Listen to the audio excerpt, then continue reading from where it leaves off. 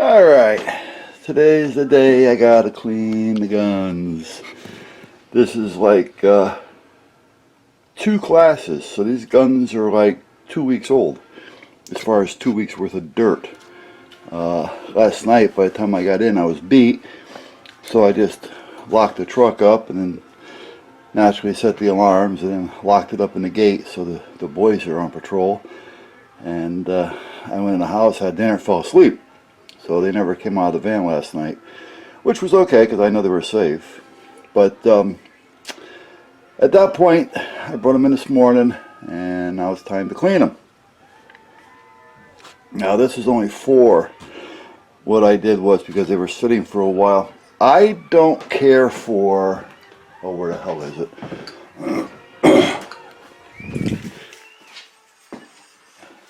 Anything that's a lubricant foam cleaner, like this stuff, for instance.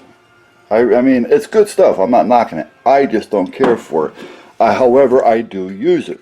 And in this case, if the guns have been sitting for a while, and even for instance, hypothetically, if last night I was able to get them into the shop, and I still didn't feel like cleaning them, I would have sprayed them down with this foam lubricant cleaner and just let them sit, and then I wouldn't have to worry about it, you know, to come out today, and everything's going to be nice and soft and ready to scrub out. And I would use, again, then I would use a regular cleaner, you know, without any lubricant, because I want to add what I want to add to lubricant, because you can over lube a gun. Less is best. That's all there is to it. So the less you use, the better off it's going to be for you. So anyway, I put these in here, and what I'm doing now is I sprayed them all down individually with this stuff. And I'm not you know, giving this out as a brand. It's not an advertisement. They make a number of different brands make this stuff. You know, it's a foam lubricant cleaner. But I spray it down in the barrel, in the chambers, you know, in the action. I just, as you can see, I soak it down. It's in a pan. I'll let it sit there. And that'll just kind of break things down while I get my ass organized. This way I can do less scrubbing. The less scrubbing, the better. Other than that, then I will end up cleaning it with a regular cleaner, which I gotta pull out. I don't know where the hell I put it because I'm in the middle of cleaning and rearranging everything. But worst comes to worst, I'll use that. That's a frog lube. Well, if worst comes to worst, I'll use my stuff. Anyway, and that's not worst comes to worst. It's just that it cleans. It's just that it's more of a lubricant than it is a cleaner. Anyway, where was I? Oh, I got to get a bigger case because I am growing out of this one, as you can see. This is one of the cases I take with me when I do classes. Now, the students don't fire all these guns because some of these, even though they're all my personal guns, I consider certain guns my personal guns. And nobody's going to fire them but my wife and myself. And that's all there is to it. But anyway, I bring this with me for a number of reasons. One is they get a chance to see the different types. 2, they get a chance to feel. I'll let them hold it. You know, once I know it's cleared, safe, I'll let them hold it. I'll let them, you know, play with the battery of arms. I'll let them get a feel for the different sizes and types of guns. All right, and there's actually the new edition, which I didn't have a chance to use because, like in an earlier video, there was a malfunction of the junction when I pulled out the ammunition. All right, to make a long story short, when I bought the gun, it's a 32 auto, I had said to the salesman, we'll throw him in a box of ammo too. So he went over to the ammo department, came back with a box of 20 ammunition, said 32 on the box. I'm not paying attention because I had 10 boxes of ammo there anyway, and I got the gun. You know, he picked it, everything was fine, so, you know, he's chinging it with the barcode and throwing the crap in the bag. I'm filling out the paperwork, and at that point, you know, when I got back, I'm looking, and I'm saying, well, there's something wrong with this picture here. Well, he threw in 32 long. So I had a box of 32 long, which means I will probably have to go buy a 32 long pistol. So, revolver. Anyway, there's that. And then when I got home, I realized that I had a box of 32 auto in the ammo closet. Only one box, but it was there. So other than that, that's so much for that.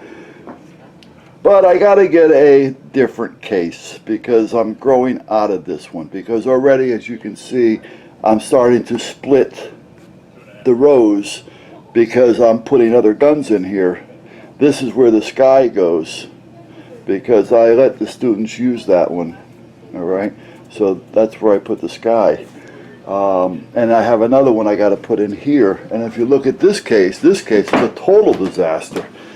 So I'll probably end up ripping out most of the foam on this, ordering new foam, maybe, maybe not, and using this for something else, like maybe, you know, a spot scope or just accessories, tools, I don't know yet. I hate to use a good Pelican case as just a scrap case. But here, the red tips, you know the story on those. If you check back in my older videos, you'll see why that's why they are. There's the 22 target.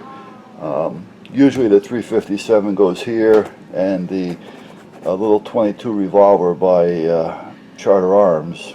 Yeah, that's the one that... Anyway, I'm not going to get into that. I'll just let you know that I will never buy another Charter Arms pistol. But that goes there.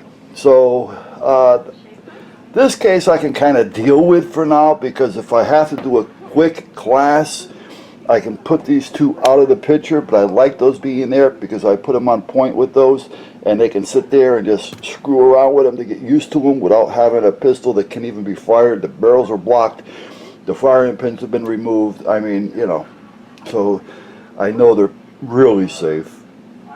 And I could throw the two revolvers in here, or I could take out the target pistol and throw the Sky in there. So it's kind of like, you know, a quick class, or for instance, if I had to do a refresher or a recert, all right, that would be good for that.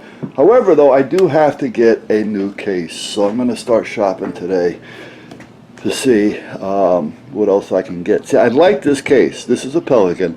I like the case. I like the way I can pick out where I want to put things by just tearing into the foam. I like the way that it's designed. It's also double the thickness, which is nice. However, it's not thick enough for me to put two courses.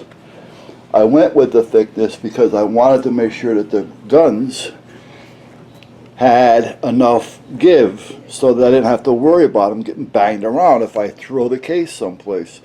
So the thickness here was just basically for that reason. Now, I'm thinking about, without trying to go much bigger in length and width, maybe go bigger in depth and make it so that I can stack two rows. But then it's going to be a pain in the ass if I got to get to the bottom row, because if I make this so I can lift out the whole top row at once, it's going to be somewhat heavy, because I can very easily put a piece of, you know, a 1/4 inch in here, put a couple of rope handles on it, so if I wanted to lift this out, I could just lift out the whole first course and have the second course. But it's going to be a little on the heavy side, you know, I mean, not real heavy, but a little on the heavy side. Then I'm going to have to make sure I have a place to set the first course, you know. And so, like, for instance, if I had to do that right now, I have no room, you know, so it's just one of those things. So anyway, I got to think. Either I'm going to have to go bigger, either longer. If I do anything, that will probably be the way to go. If I had maybe another 10 inches or so in length, it would be probably perfect for the next 2 or 3 years, as long as I stop buying guns. But I'm going to have to buy another case. That's all there is to it. So, but this is a good case. This has been treating me very, very good. Yeah, and I keep having to replace one of the hinges because at the club they have a wall heater, and when I open the case on the floor, that's right where the heater hits. So I have to remember to keep it to the side. So I've gone through a few of those hinges. So, all right.